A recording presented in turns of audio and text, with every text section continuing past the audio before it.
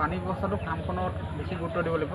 পানীয়ে হৈছে ব্ৰইলাৰ প্ৰাণ, গতিকে পানী ব্যৱস্থাটো আপোনালোকে চাই পিনিহে ফাৰ্মখন বনাব। তো মোৰ ফাৰ্মখন দেখাই দিছোঁ। মোৰ ফাৰ্মখন এখন আৰু প্ৰায় ওচৰতে মোৰ পুখুৰীটো আছে, প্ৰায় 20 ফুট আঁতৰতে আছে। মই পুখুৰী পানীটো এইকাৰণেই ব্যৱহাৰ কৰিছোঁ, পুখুৰী পানীটো বিশুদ্ধ হয়। টিউবৱেলৰ পানীটোত আইৰণ থাকে, সেইটো আপোনালোকে জানেই।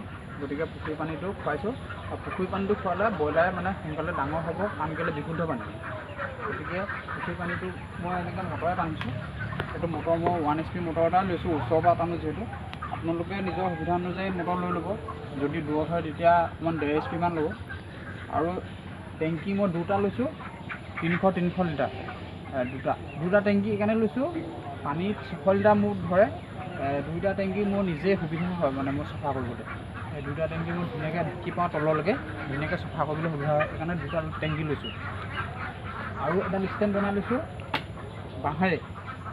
আপোনালোকে যদি লোহাৰৰ ষ্টেণ্ড বনায় এইটো ভালেই কথা বাৰু, কিন্তু মই বাঁহৰ এইকাৰণে লৈছোঁ, মই নিজে উঠোঁ এইডালত, 2-3বাৰকৈ উঠোঁ।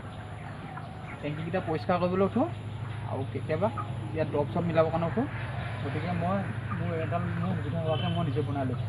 আৰু এডাল ভালো হয়, যদি খুটা কেনেবাকৈ পচিও যায়, পিছত ইয়াত নতুন খুটা এটা পুতি দিলে হ'ব। প্ৰায় এনেই 2 বছৰ যাবই। আপোনালোকে সুবিধা কৰি ল'ব কেনেকৈ। আৰু মোৰ ফাৰ্মখন দেখিলে নহয়, আৰু এইটো পুখুৰীৰ ওচৰতে আছে।